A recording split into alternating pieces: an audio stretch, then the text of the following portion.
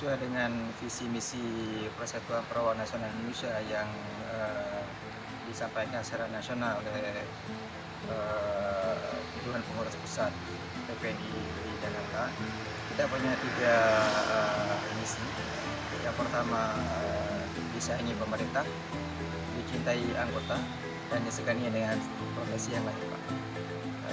Jadi kita tetap melakukan berbagai upaya untuk terlibat langsung dalam peningkatan pelayanan kesehatan, dan kita siap bersinergi dengan program-program pemerintah untuk menciptakan masyarakat yang sehat dan bermartabat.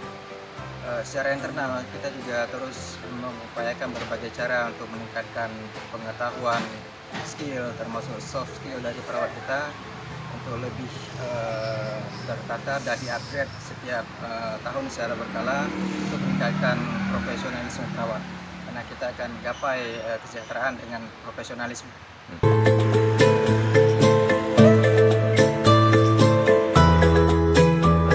Enggak, saya Pak, ini berita dari kantor.